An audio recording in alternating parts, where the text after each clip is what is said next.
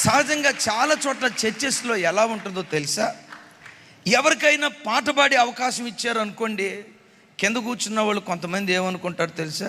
ఎప్పుడు ఆయనే కనపడతాడు వీళ్ళకి, నేను పాడినా అసూయ పడతారు. దేవుని ఆత్మ అక్కడ పనిచేయదు.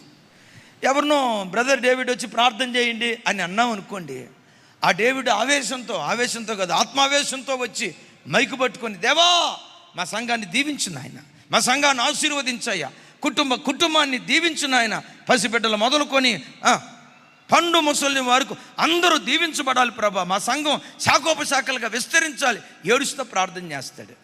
కింద కూర్చున్న వాళ్ళు కొంతమంది, ఈయనకి ఎప్పుడు డేవిడ్ కనపడతాడా, డేవిడ్కి ఇచ్చాడంటే ఏదో మతలబుండి ఉంటుంది అని ఇట్లా ఆలోచిస్తా.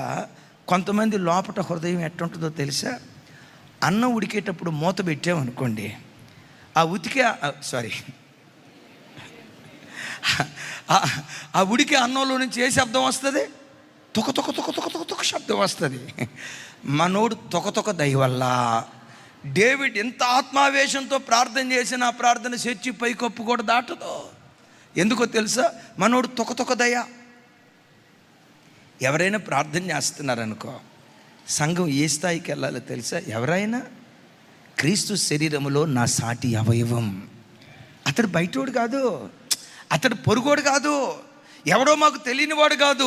క్రీస్తు శరీరం అనేది సంఘంలో సాటి అవయవం, నా తోటి బిడ్డ. ఆ సంతోషంలో పాలిభాగస్తులైతే మీకు తెలుసా, అప్పుడు సంఘంలో ఆత్మవర్షం కుమ్మరించడం దేవుడు ప్రారంభిస్తాడు. కొందరు అసూయ బుద్ధి చేత ఉన్నారట. మరి కొంతమంది సంఘంలో ఎలా ఉన్నారట?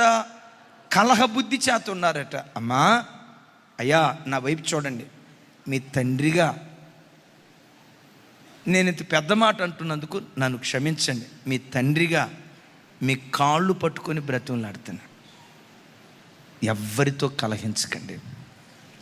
కట్టుకున్న భార్యతోనైనా, కట్టుకున్న భర్తతోనైనా, మీరింట్లో కలిసి బ్రతికేటువంటి వృద్ధులతోనైనా, పెద్దలతోనైనా, సంఘస్థులతోనైనా, కన్న తల్లిదండ్రులతోనైనా ఎవ్వరితో కలహ బుద్ధితో మీరు బ్రతకొద్దు. ఎందుకో తెలుసా? అసూయ కలహ బుద్ధి ఎక్కడుంటుందో అక్కడ ప్రతి విధమైన నీచ కార్యాలు జరుగుతాయట. నా గుండె బ్రద్దలు చేసే మాట అది. చూడండి, అది యాకోబు పత్రిక, అందరూ చూడండి. యాకోబు పత్రిక ఒకసారి మీ బైబిల్ తెరవండి. 3వ అధ్యాయం 16వ వచనం నేను చదువుతాను, నాతో కలిసి చెప్పండి.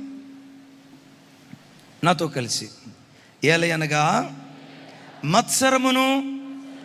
మత్సరం అంటే ఇప్పుడు చెప్పుకున్నాం కదా, అసూయ.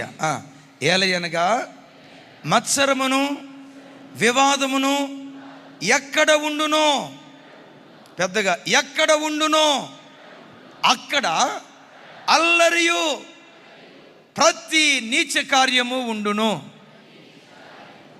అయ్యా నా వైపు చూడండి, ఏమని రాశాడు? అసూయ వివాదం ఎక్కడుంటుందో అక్కడ అల్లరి ప్రతి నీచ కార్యం ఉంటుంది. కొంతమంది ఉంటారు, భర్తతో ఫుల్గా గొడవ పడతారు, ఫుల్గా బిర్యానీ తిని గురకలు పెట్టి నిద్రపోతారు. అరే ఈ మనిషికి ఎట్లా నిద్రపట్టిద్దో అర్థం కాదు. కొంతమంది పురుషులు ఉంటారు, ఆ మగ పౌరుషత్వాన్ని చూపించి భార్యను గొడ్డును బాదినట్టు బాది స్విగ్గీ ఆర్డర్ చేసి మా వాడు బిర్యానీ తెచ్చుకొని నువ్వు తిన్నావా అని కూడా అడగడు, గురకలు పెట్టి నిద్రపోతాడు. కలహబుద్ధి ఎంత ప్రమాదకరమైందో తెలుసా? కొంతమంది భర్తలు పదే భార్య మీద కయ్యానికి కాలు దూవుతారు. నీ ఇంటిలో భవిష్యత్తులో నీచ కార్యాలు జరుగుతాయి, జాగ్రత్త. నేను చెప్పించట్లా, లేఖనాన్ని గుర్తుకు తెస్తున్నాను. ఇంట్లో భర్తతో పదే నువ్వు గొడవపడే స్త్రీగా ఉన్నావా?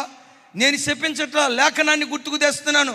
నీ ఇంటిలో భవిష్యత్తులో నీచ కార్యక్రమాలు జరిగే ప్రమాదం ఉంటుంది. భర్త ఇంటికి రావటంతో నేను నూనె తెమ్మన్నాను, తెచ్చావా? మర్చిపోయాను అంటంతో నువ్వు మర్చిపోతావు అన్న సంగతి నాకు తెలుసులే. అసలు మీ వంశమే పిసినారి వంశం దాకా పోయింది. వాడు అనుకుంటాడు, ఈ ఇల్లు కంటే నాకు సత్రమే మేలురా నాయన, ఉద్యోగ స్థలమే మేలురా.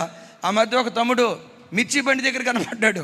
ఏ తమ్ముడా, ఇంటికి వెళ్ళొచ్చు కదా అంటే అంటాడు, నా ఇల్లు కంటే మిర్చి బండి నయమన్నా అన్నాడు. ఎందుకు? ఇంటికి వెళ్తే బబుల్ గమ్లాగా సాగదీస్తుంది, సమాధానంగా మాట్లాడటం ఉండదు, ఒక ప్రేమ ఆప్యాయత అనురాగం ఉండదు, ఎప్పుడు వివాదం. కొంతమంది తల్లులు చెప్తారు, అయ్యా బయటికి నేను చెప్పలేను కానీ నా భర్తకు ముద్దు పేరు పెట్టుకున్నా. ఏం పేరు పెట్టుకున్నావురా తల్లి? నసరాజు. విన్నారా? ఏ రాజు? నసరాజు. ఎందుకమ్మా నసరాజు అని పేరు పెట్టుకున్నావు? ప్రొద్దున్నే కాఫీ తీసుకెళ్ళి ఇస్తా అంటాడు. నేను కాఫీ తాగుతానా? టీ పెట్టుకురా అంటాడంట. సరే టీ పెట్టుకొని వస్తుందట, తాగుతాడు. నిన్న టీ అడిగాడు కదా, ఈరోజు కూడా టీ ఇద్దామని చెప్పి టీ తీసుకెళ్ళింది అనుకో. అంటే నేనే తాగాలో నువ్వే ఫిక్స్ చేస్తావా? అంటే నాకంటూ స్వతంత్ర అభిప్రాయాలు లేవా? కాఫీ పెట్టుకురా అంటాడట. సరే ఈ టీ తీసుకెళ్ళి కాఫీ పెట్టుకుని వచ్చిన తర్వాత రెండో రోజు ఏం చేస్తుందో తెలుసా?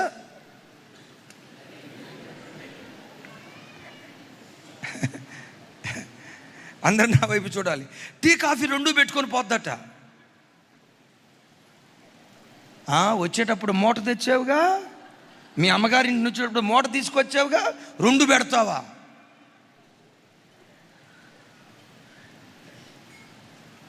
మరి ఏం చేయమంటారు స్వామి?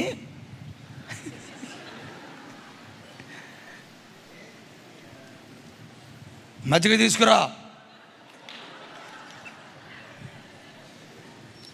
అయ్యా వంట చేస్తాను. కరివేపాకు చూస్తాడు, ఇన్ని కరివేపాకులు అవసరమా? అంటే ఎన్ని ఆకులు వేయాలో లెక్కేసుకొని వేస్తావా? ఇన్ని ఆకులు అవసరమా? ఉప్మా చేస్తావా? ఉప్మాలో పురుగుల్లాగా ఉంటాయి కదా, ఏంటవి?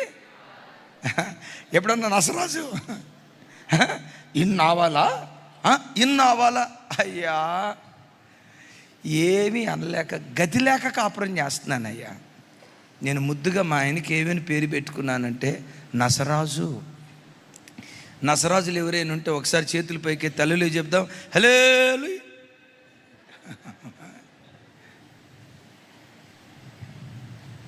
ఏం జరిగిద్దో తెలుసా? ఒకరోజు ఆ భర్త మనసు విరిగిపోయి, ఈ గయ్యాల దాంతో కాపురం చేసే కంటే ఉద్యోగ స్థలంలో అమ్మాయి మంచిగా మాట్లాడుతుందిగా, మన ఎవరో ఫేస్బుక్లో ఒక అమ్మాయి కలిసిందిగా, నీచ కార్యానికి దిగజారుతాడు నీ భర్త, జాగ్రత్త. నీచ కార్యానికి నీ భార్య దిగజారుతుంది, జాగ్రత్త. కొందరి బుద్ధి కలహ బుద్ధి, కొందరి బుద్ధి అసూయ బుద్ధి. పౌలు అంటాడు, మరికొందరైతే మంచి బుద్ధితో బ్రతుకుతున్నారు అంటాడు. ఓ మాట అడుగుతావా? కలహ బుద్ధి నాలో ఉండకూడదయ్యా, అసూయ బుద్ధి నాలో ఉండకూడదయ్యా. ఆ సంఘంలో ఉన్న కొందరిలో మంచి బుద్ధి ఉన్నట్లుగా అలాంటి మంచి బుద్ధి వరంగా దేవుడు మనకు అనుగ్రహించునుగాక. చప్పట్లు కొడుతూ ప్రభువారికి స్తోత్రాలు చెప్తాం. రైట్. నాలుగవది, సంఘములో అనేకులు అనండి. చూడండి, ఫిలిప్పీలకు రాసిన పత్రిక 3వ అధ్యాయం 17వ వచనం నుంచి 21వ వచనం వరకు. ఫిలిప్పీలకు రాసిన పత్రిక, నాతో కలిసి చెప్పండి అందరూ. సహోదరులారా, మీరు నన్ను పోలి నడుచుకొనుడి, మేము మీకు మాదిరి అయి ఉన్న ప్రకారం నడుచుకుని వారిని గురిపెట్టి చూడుడి. 18వ వచనం, అనేకులు క్రీస్తు శిలువకు శత్రువులుగా నడుచుచున్నారు. వీరిని గూర్చి మీతో అనేక పర్యాయాలు చెప్పి ఇప్పుడు ఏడ్చుచూ చెప్పుచున్నాను. అది చిన్న అక్కడ నా వైపు చూడండి అమ్మా. పౌలు వారు ఒకప్పుడు ఏడుస్తూ చెప్పాడట, ఏమని? ఫిలిప్పీ సంఘస్థులారా, మీలో కొందరు సిలువకు శత్రువులుగా బ్రతుకుతున్నారు. ఎప్పుడు చెప్పాడు? ఒకప్పుడు చెప్పాడట.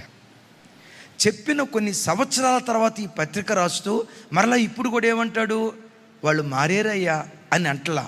ఏమంటాడు, వీరిని గూర్చి మీతో అనేక పర్యాయాలు చెప్పి ఇప్పుడును, అప్పుడు మామూలుగా చెప్పాడేమో, ఇప్పుడైతే ఏడుస్తూ చెప్తున్నాడట.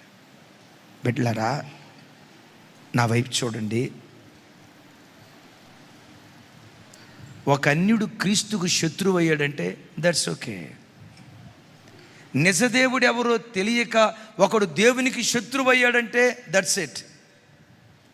యేసుక్రీస్తు రక్తంతో కడగబడి ఆదివారం మందిరానికి వచ్చి బాప్తిస్మం తీసుకొని బాప్తిస్మం పొందిన వ్యక్తి క్రీస్తు శత్రువుగా బ్రతికితే వాళ్ళను గూర్చి దేవుడు ఏడుస్తాడు.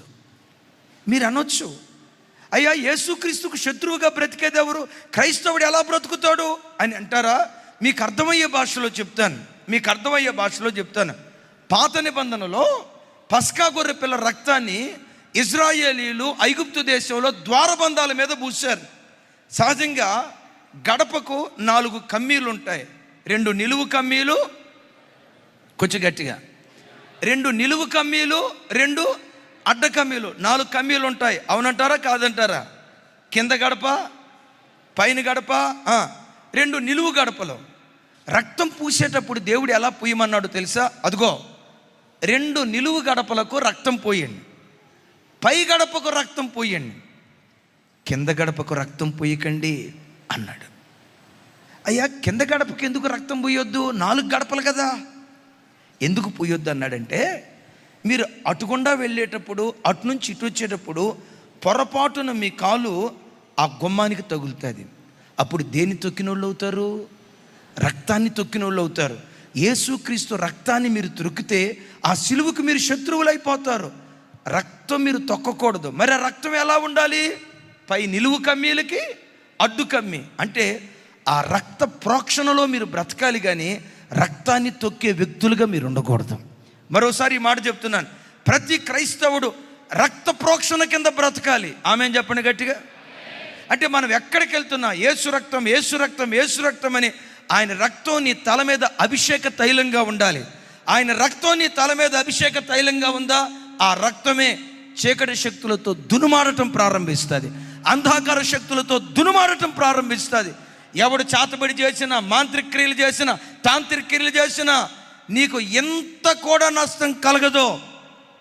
ఇప్పుడు తెలుసా, యేసు రక్త ప్రోక్షణ కింద నువ్వు బ్రతికినప్పుడు ఆ రక్తం నిన్ను అట్లా కప్పాలా అనండి. ఇట్లా ఆ రక్తం నిన్ను ఇట్లా ఆ రక్త ప్రోక్షణ కింద నువ్వు బ్రతికితే, కొంతమంది చూడండి చౌరస్తాల దగ్గర దిష్టి తీస్తారు.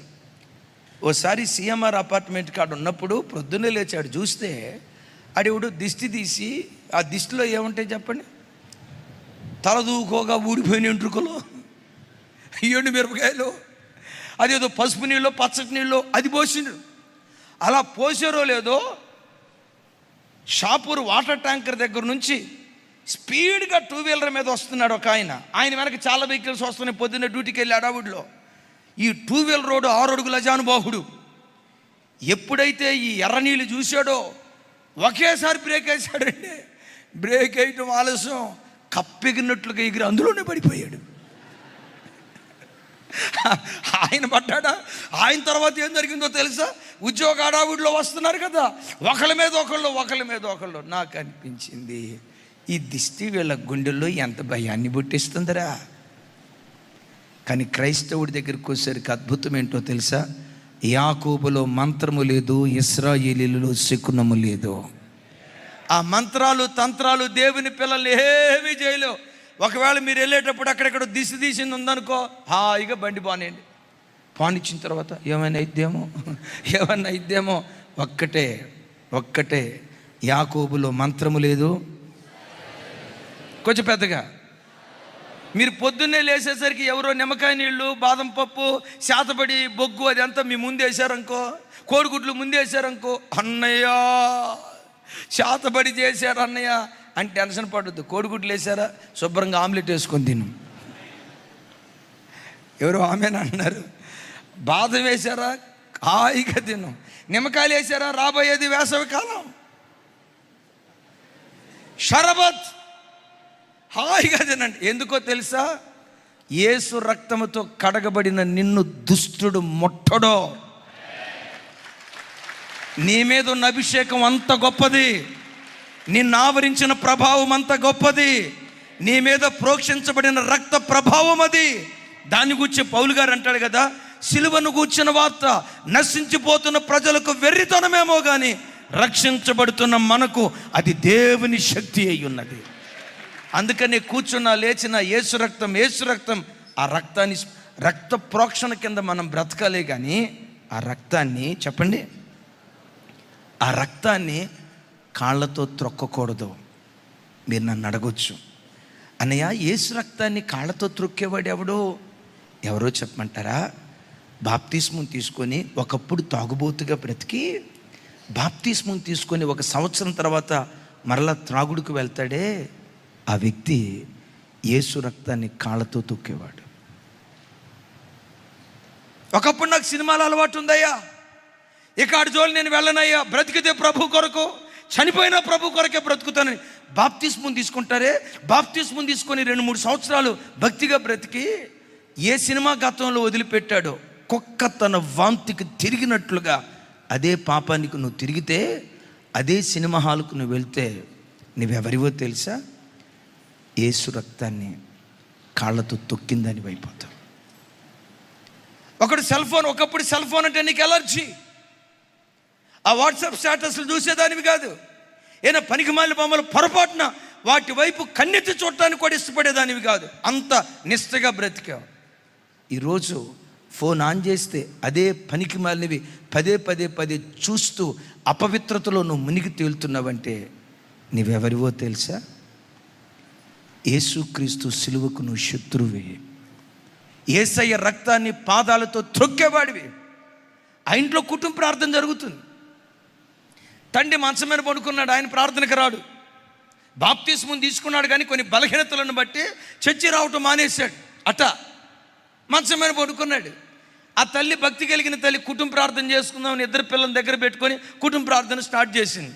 ఈలోపు వాళ్ళ అబ్బాయి ఏమైందో ఏమో, వాష్రూమ్కి వెళ్దామనో ఏమో, సడన్గా ప్రార్థన మధ్యలో నుంచి లేచి అటు వెళ్ళేటప్పుడు బైబిల్ కాలుతో తొక్కాడట. ఎప్పుడైతే కొడుకు బైబిల్తో కాలుతో బైబిల్ తొక్కేశాడు, మంచమైన పడుకున్న నాన్న పరిగెత్తుకుంటూ వచ్చి వాడి రెక్కెట్ల పైకి లేపి పెట కొట్టాడట. ఎందుకండి వాడిని కొడుతున్నారు? ఇది పరిశుద్ధ గ్రంథం అయితే వీడు దాన్ని కాలుతో తొక్కాడే, వీడికి భయం ఉందా? అడంతా అయిపోయిన తర్వాత నాన్న వైపు చూసి అన్నాడట, నాన్న నేను తొక్కింది బైబిలే, కానీ నీవెవరిని తొక్కుతున్నావో తెలుసా? యేసుక్రీస్తు రక్తాన్ని తొక్కుతున్నావు. నీవెవరిని తొక్కుతున్నావో తెలుసా? యేసుక్రీస్తునే తొక్కుతున్నావు. నీవేం చేస్తున్నావో తెలుసా? యేసుక్రీస్తును సిలువకు అప్పగిస్తున్నావు. నేను తొక్కింది కాగితాలు నాన్న, నేను తొక్కింది పుస్తకం నాన్న. నీవేం చేస్తున్నావో తెలుసా? బాప్తిస్మం తీసుకొని మరలా తాగుతున్నావే, బాప్తిస్మం తీసుకొని మరలా సినిమాకి వెళ్తున్నావే, బాప్తిస్మం తీసుకొని దేవునికి శత్రువుగా బ్రతుకుతున్నావే. నీవెవరివో తెలుసా? దేవుని కుమారుని నీ పాదముల కిందేసి తొక్కేవాడివి నాన్న, నన్ను కొట్టేవే. మరి యేసుక్రీస్తుని పాదాల కిందేసి తొక్కే నిన్నెవరు కొడతారు నాన్న? ఆయన కాస్త మనస్సాక్షి కలిగినాడు. ఆ తండ్రి మనస్సాక్షి కలిగినాడు. కొడుకు నోట ఆ మాట వస్తే అక్కడికక్కడే కుప్పలాగా కూలి ఏడ్చి, రే నేను నీతిగా బ్రతికేటట్లు నా కొరకు ప్రార్థన చేయరా. భార్య చేతులు పట్టుకొని అడుగుతాడట, నేను నీతిగా బ్రతికేటట్లు నా కొరకు ప్రార్థన చేయండి. ఆ సన్నివేశం ఆయనను మార్చి భార్య పిల్లలతో కలిసి మందిరానికి క్రమంగా వెళ్తూ అకులా ప్రిస్కిల్లాగా మందిరంలో నాటబడ్డారట. కొంతమంది తండ్రులు ఏం చేస్తారో తెలుసా? ఎరా నాన్నని గౌరవం కూడా లేకుండా మాట్లాడతావురా, అసలు వీడికి మాటలు వీడికి ఏదో చెప్పండి, వీడికి ఈ మాటలు ఎక్కడి నుంచి వచ్చినాయి? ఇది నేర్పింది. ఇదేనా నువ్వు నేర్పేది?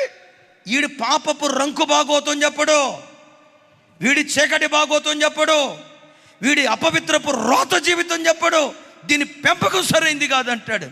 కొంతమంది క్రైస్తవులు మనస్సాక్షి చచ్చిన వాళ్ళు ఉంటారు, వాళ్ళు సిలువకు శత్రువులు. సంఘంలో కొంతమంది సిలువకు శత్రువులుగా బ్రతుకుతున్నారు. పౌలు గారు అంటాడు, నేను క్రీస్తును పోలి నడుచుకునే ప్రకారం మీరు నన్ను పోలి నడుచుకునుడి. కొందరు శత్రువులుగా బ్రతికితే అదే సంఘంలో కొందరు మాదిరిగా బ్రతుకుతున్నారు. చప్పట్లు కొడుతూ స్తోత్రాలు చెప్తాం. అన్నా, నా మాట అర్థమైందా? కొందరు శత్రువులుగా బ్రతికితే మరికొందరు ఎలా బ్రతుకుతున్నారు? అయ్యో చెప్పాలి. అనేకులు శత్రువులుగా బ్రతికితే కొందరు మాత్రం అదే అంటాడు. చూడండి అన్నమాట, చూడండి అన్నమాట. తమ్ముడా, 3వ అధ్యాయం 17వ వచనం. నాతో కలిసి, సహోదరులారా, మీరు నన్ను పోలి నడుచుకొనుడి, మేము మీకు మాదిరి అయి ఉన్న ప్రకారం నడుచుకున్న వారిని గురిపెట్టి చూడుడి. ఆగండి అక్కడ ఒకసారి నా వైపు చూడండి. చాలా ఖరీదైన మాట. అమ్మా, సంఘానికి వచ్చే ప్రతి తల్లి సంఘంలో ఈ మాట అనగలగాలి. కుటుంబంలో బ్రతికే తల్లి తన పిల్లలను చూసి, రే నాన్నా, నేను ప్రభువులో ఎలా బ్రతుకుతున్నాను, నన్ను చూసి నువ్వు నేర్చుకో. నేను ఎలా జీవిస్తున్నానో, నా మాదిరికరమైన ప్రవర్తన చూసి, నన్ను చూసి క్రీస్తును పోలి బ్రతుకు అనగలిగే స్థితికి ప్రతి తల్లి ఎదగాలి. మందిరానికి వచ్చే ప్రతి తండ్రి పిల్లలను కూర్చోబెట్టి, రే నాన్న, నేను ఎలా బ్రతుకుతున్నాను, నేను ఎలా నీతిగా జీవిస్తున్నాను, దేవుని వాక్యాన్ని పట్టుకొని ఎలా దేవుని వెంబడిస్తున్నాను, నేను బ్రతికినట్లుగా బ్రతకండి అని చెప్పగలిగే దమ్ము, ధైర్యం ఒక తండ్రిలో ఉండాలి. నేనంట, తాగుబోతు తండ్రి ఆ మాట అనగలడా? అక్రమ సంబంధాల్లో బ్రతికే తండ్రి ఆ మాట అనగలడా? కుటుంబం అంటే బాధ్యత లేకుండా వావి వరుసలు తప్పి అక్రమంలో బ్రతికే తండ్రి ఈ మాట అనగలడా? బాధ్యత రాహిత్యంతో బ్రతికే ఏ తండ్రి అయినా పిల్లలను చూసి, రే నాకులాగా బ్రతకండిరా అంటే, చాలే నాన్న, నువ్వు బతికింది చాలే, సంసారం ఇప్పటికే నిప్పులు పెట్టావు, అప్పులు పాలు చేసావు, ఇక బతక నీకులాగే బతకాలని కడుపును పుట్టిన బిడ్డలు తండ్రి మొక్క మీద ఓస్తారు. ఏ తల్లి అనగలదు నన్ను పోలి నడుచుకోనుడని? పౌలు వారు ఇక్కడ మాట్లాడతాడు, సహోదరులారా, మీరు నన్ను పోలి నడుచుకొనుడి అనండి ఈ మాట. అయితే ఇక్కడ ఒక మాట చెప్తా, బహు విలువైన మాట. ఎవ్వడు స్వతహాగా పుట్టుకతో భక్తిపరుడు కాదు. స్వాభావికంగా మనం పాపులం. ఈ పాప సంబంధమైన జీవితం మనకి ఎలా వచ్చింది అంటే, ఆదాము దగ్గర నుండి వారసత్వంగా వచ్చింది. అందుకని బైబిల్లో రాసి ఉంది కదా, నీతిమంతుడు లేడు, ఒక్కడును లేడు, బోధించే నా మొదలుకొని పసి బిడ్డల వరకు ప్రతి బిడ్డలో పాప సంబంధమైన జన్యు ఉంది. అదే కోవకు చెందినవాడు పౌలు గారు. మరి అదే పాపపు కోవకు చెందిన పౌలు గారు, నేను క్రీస్తును పోలి నడుచుకున్న ప్రకారం మీరు నన్ను పోలి నడుచుకొనుడి అనగలిగే స్థితికి ఎలా వచ్చాడో చెప్పమంటారా? ఆయన ప్రారంభం కూడా ఒడిదుడుకులతో నడిచింది అనండి. నేను ముగించబోతున్నాను, నా వైపు చూసి చెప్పండి. ఆయన ప్రారంభం కూడా ఒడిదుడుకులతో నడిచింది. అంటాడు, మంచిది చేయాలనే ఆశ నాకుంది, చేయలేకపోతున్నా. చెడు చేయకూడదు అనుకున్న చెడు నేను చేస్తున్నా. నా మనస్సు నిలకడగా లేదయ్యా, చంచలమైన మనసుతో ఉందయ్యా. చేయకూడదు అని అనుకున్న చెడు చేస్తున్నా, చేయాలి అని అనుకున్న మంచి నేను చేయలేకపోతున్నా అని గగ్గోలు పెట్టి ఏడుస్తూ ఒక మాట అంటాడు. ఏమంటాడో తెలుసా? అయ్యో, నేనెంత దౌర్భాగ్యుడను, మరణమునకు లోనగు ఇటు శరీరము నుండి ఎవడు నన్ను విడిపించగలడు? చూడండి. అక్కడ వాడిన పదం ఏంటంటే అయ్యో అనండి ఒకసారి, ఇంకోసారి. తెలుగులో అయ్యో అనే పదం వాడేమే, వాస్తవంగా తెలుగు క్రొత్త నిబంధన బైబిల్ గ్రీకులో రాయబడింది. వేరే పాత నిబంధన హిబ్రూలో రాయబడింది. యేసుక్రీస్తు వారి కాలానికి గ్రీకు బాగా ప్రాచుర్యంలో ఉంది. అయితే గ్రీకు భాషలో అయ్యో అనే ఆ పదానికి ఉన్న అసలు అర్థం ఏంటంటే, అవి ఇట్రా అందరూ చూడండి, అసలు అర్థం ఏంటంటే, నేను ఈ వ్యక్తిని చంపాను అని అనుకోండి. చంపిన ఈ వ్యక్తికి గ్రీకులు వేసే శిక్ష ఏంటంటే, వెంటనే ఈయన చంపరు. ఇతనికి వేసే మొట్టమొదటి శిక్ష ఏంటంటే, ఎవరినైతే చంపారో చంపిన వ్యక్తి యొక్క శవాన్ని చేయటను పర్లేదండి, చూడాలి. చంపిన వ్యక్తి యొక్క ఈ శవాన్ని మెడ మీద వేలాడి తీసుకోవాలి. పట్టుకోరా చిన్న, అరే నేనేం చేయను చిన్న, పట్టుకో, గట్టిగా పట్టుకో. ఇది శవం. ఇప్పుడు నేను నా కుటుంబ పోషణ నిమిత్తం ఉద్యోగానికి వెళ్ళాలా. ఉద్యోగానికి వెళ్ళేటప్పుడు శవమా నువ్వు ఎక్కడుండు అని అంటానికి వీల్లేదు. ఉద్యోగానికి వెళ్ళేటప్పుడు కూడా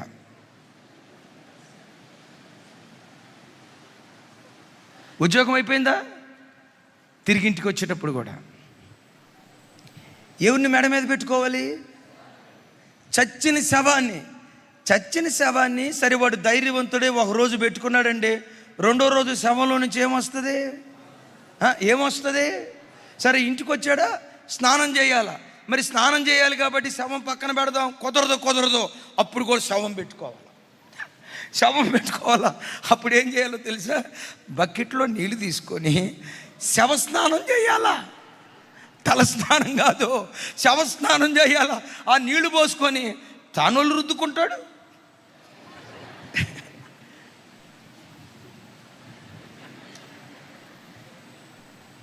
చచ్చిన శవానికి స్నానం చేయించాలా? అరే ఆగు. సరే, స్నానం అయిపోయిన తర్వాత ఈ రూమ్లోకి వచ్చాడు, భోజనం తీసుకొచ్చాడు. మరి భోజనం తీసుకొచ్చేటప్పుడు శవంతో కూర్చోవాలా, తింటా ఉంటాడు. దీని దగ్గర నుంచి వాసన, పండుకోవాలా. లేచాడు, వాష్రూమ్కి వెళ్ళాలా, మొఖం కడగాల శవంతో. తెల్లారి 2-3 రోజులు అయిపోయింది. ఈ శవం ఉబ్బిపోయి మనిషి ఇంత లావైపోయి తట్టుకోలేకపోతున్నాడు. అద్దం దగ్గరికి వెళ్ళి తల దూకుందామా అంటే, చెప్పండి సార్, శవం కాదు. ఇప్పుడు అద్దం దగ్గరికి వెళ్ళి తల దూకుందామంటే ఇట్లా అద్దంలో ముఖం చూసుకునేటప్పుడు ఏ ముఖం కనపడిద్ది? వీడి గుండె ఆగిపోయేది. ఇక చూడండి, 3-4 రోజులు ఆ శవాన్ని అట్లాగే మేదుంచుకొని కంపు భరించలేక ఆ దుర్వాసన కొడతా ఉంటే, చీమి రక్తం గారుతూ ఉంటే, దానిలో నుంచి పురుగులు బయటకు వస్తూ ఉంటే, ఆ దుర్గంధాన్ని తట్టుకోలేక, ఆ వేదన తట్టుకోలేక అప్పుడు కేకలేస్తాడట. ఏమని? అయ్యో నేను అనవసరంగా హత్య చేశానే, అయ్యో అని కేకలేస్తాడే. శవం ఒంటి మీద ఉన్నప్పుడు ఆ వ్యక్తి అలా కేకలేస్తాడో, పౌలు తన పాపం నిమిత్తమై అలా కేకలు వేశాడు గనుకే ఈ దౌర్భాగ్యుడు రాగల కాలములో ధన్యుడిగా మార్చబడ్డాడు. ఎవడు స్వతహాగా భక్తిపరుడు కాదు, ఎవడు స్వతహాగా పవిత్రుడు కాదు, ఎవడు స్వతహాగా నీతిమంతుడు కాదు. ఏ వ్యక్తికి స్వతహాగా భక్తి జీవితంలో పుట్టినప్పటి నుంచే రాదు. కానీ ఎలా వస్తుందో తెలుసా? పశ్చాత్తాపపు హృదయం ద్వారా ఒక దౌర్భాగ్యుడిని నా దేవుడు ధన్యుడిగా మారుస్తాడు. ఒకసారి నా వైపు చూడు తల్లి, దౌర్భాగ్యురాలుగా నీ మనసు నీకు అనిపిస్తుందా? ఇన్ని సంవత్సరాలు బట్టి భక్తి చేస్తున్నానుగా నేను నా మనసు నిలకడగా లేదయ్యా, చంచలమైన మనసు అయ్యా, నా మీద నాకు అసహ్యం కలుగుతుందయ్యా, బ్రతకాలనే ఆశ ఉంది కానీ బ్రతకలేకపోతున్నానయ్యా. దేవుని కొరకు జీవించాలనే ఆశ ఉండే కదయ్యా బాప్తిస్మం తీసుకుంది, దేవుని కొరకు జీవించాలనే ఆశ ఉండే కదయ్యా మందిరానికి వచ్చింది, దేవుని కొరకు బ్రతకాలనే ఆశ ఉండే కదయ్యా ఈ మంచి సంఘంలో నేను కట్టబడుతుంది. ఇన్ని ఆశలున్నా నేను బ్రతకలేకపోతున్నానయ్యా. మీలో ఎవరైనా వేదంతో ఉన్నారా? తమ్ముడు, దిగులు పడకం. పౌలు కేకలేసినట్లుగా ఈ మధ్యాహ్నం నీవు కేకలు వేయగలిగితే, పౌలు కేకలు వేసినట్లుగా ఈ మధ్యాహ్నం నువ్వు కేకలు వేయగలిగితే, దౌర్భాగ్యుడైన నన్ను ఒక ధన్యజీవిగా దేవుడు మార్చగలుగుతాడు. ఇప్పుడు పౌలు అంటాడు, నేను క్రీస్తును పోలి నడుచుకున్న ప్రకారం మీరును చెప్పాలి, మీరును. దౌర్భాగ్యం ఇప్పుడు ఏ స్థితికి వెళ్ళాడు తెలుసా? నాన్న క్రీస్తుని పోలి నడవాలనుకుంటున్నారా? సరే, క్రీస్తు మీకు కనపడగా నేను మీకు చెప్తా, నన్ను పోలి నడవండి. నన్ను పోలి నడిస్తే మీరు క్రీస్తుని పోలి నడిచినట్లేనని యేసుక్రీస్తుకు మాస్టర్ పీస్గా బ్రతికాడు, యేసుక్రీస్తుకు ఐకాన్గా బ్రతికాడు. పౌలు ఎలా మాస్టర్ పీస్గా బ్రతికాడో ఈ వాక్యం బోధిస్తున్న నా మొదలుకొని వింటున్న ప్రతి బిడ్డను ఈ తరపు ఐకాన్స్గా దేవుడు మనలను స్థిరపరచును గాక. రాబోయే తరాలకు మాదిరిగా దేవుడు మనలను నిలుపును గాక. అందరూ అనండి. ఫిలిప్పీలకు రాసిన పత్రిక 2వ అధ్యాయం 21వ వచనం. ఇది ఒక్క నిమిషం చదివి ప్రార్థన చేస్తాను, ఇంకెక్కువ వివరణ నేను చెప్పను. నాతో కలిసి, అందరూ తమ సొంత కార్యములనే చూచుకొనుచున్నారు కానీ యేసుక్రీస్తు కార్యములు చూడరు. 22, అతని యోగ్యత మీరు ఎరుగుదురు. తండ్రికి కుమారుడు ఎలా సేవ చేసెనో అలాగే అతడు నాతో కూడా సువార్త వ్యాపకము నిమిత్తము సేవ చేసెను. అతడు ఎవరయ్యంటే తిమోతి. సరే వినండి, ఇక్కడ పౌలు గారు 21వ వచనంలో అంటాడు, నా వైపు చూసి చెప్పండి, నా వైపు చూసి చెప్పండి. అందరూ తమ సొంత కార్యములనే చూచుకొనుచున్నారు. అందరూ తమ సొంత కార్యములు చూచుకొనుచున్నారు, తప్పులేదు. నా మాట మీకు అర్థమైందా? అందరూ తమ సొంత కార్యములే అందరూ తమ సొంత కార్యములను చూసుకొనుచున్నారు, తప్పులేదు. కానీ ఏ తప్పు తెలుసా? అందరూ తమ సొంత కార్యములనే, ఏమన్నాడు ఇక్కడ? మీకు అర్థం కాలేదా? ఇంకొకసారి మిమ్మల్ని అడుగుతా. అందరూ సొంత కార్యాలే చూసుకుంటున్నారు. చూడండి, అందరూ తమ సొంత కార్యములనే చూసుకొనుచున్నారు అనే పదానికి అందరూ సొంత కార్యాలు చూసుకొనుచున్నారు అనే పదానికి ఏమైనా తేడా ఉందా? చాలా తేడా ఉంది. ప్రతివాడు తన సొంత కార్యాలు చూసుకోవాలా. నా ఇంటి కార్యాలు నేను చేయకపోతే ఎవరు చేస్తారు? నీ ఇంటి కార్యాలు నువ్వు చేసుకోకపోతే ఇంకెవరు చేస్తారు? మన ఇంటి కార్యాలు మనం చేసుకుంటూనే క్రీస్తు కార్యాలు చేసే వ్యక్తులుగా మనం బ్రతకాలి. కంపెనీకి వెళ్ళాలి, కంపెనీలో పని చేసుకోవాలి. తమ్ముడు హాస్పిటల్కి వెళ్ళాలి, హాస్పిటల్ పని చేసుకోవాలి. హాస్పిటలే ప్రపంచం అని అనకూడదు. అయ్యా, నాకు ఇమాన్యుయల్ చర్చ్ అనే ఒక చక్కటి మందిరం ఇచ్చావు, ఆ మందిరంలో నేను చేయదగిన పని ఏదైనా ఉందా? నన్ను ఒక పనిముట్టుగా వాడుకోయ్యా. ఈ పని చేయకుండా నీ ఉద్యోగం పనే, నీ ఇంటి పనే, నీ వ్యాపారం పనే నువ్వు చేస్తే చూడు, కుటుంబానికి న్యాయం చేసిన వాడివి అవుతావు, దేవునికి అన్యాయం చేసిన వాడివి అవుతావు. పిల్లలకు న్యాయం చేసిన దానివి అవుతావు, దేవునికి అన్యాయం చేసిన దానివి అవుతావు. దేవునిది దేవునికి, సామెత ఒకటి ఉంది కదా బైబిల్లో, కైసరుది కైసరికి, దేవునిది దేవునికి. నీ సొంత కార్యక్రమాలు చేసుకుంటూనే 24 గంటల కాల వ్యవధిలో ఆత్మల రక్షణ నిమిత్తమైన దేవుని పనిలో ప్రతి ఒక్కరూ యేసు నామం పేరిట పాలిభాగస్తులగుదురుగాక. ప్రారంభంలో చెప్పే కదా, గిన్నెడు మంచినీళ్ళు ఇస్తే పిల్లలకు తగిన కాలమందు దేవుడు ప్రతిఫలం ఇస్తాడు. అయ్యా, నా సొంత కార్యాలు చేసుకుంటూనే నీ పనిలో కూడా నేను పాలిభాగస్తుని కావాలి. అట్టి కృప దేవుడు మనందరికీ దయచేయునుగాక.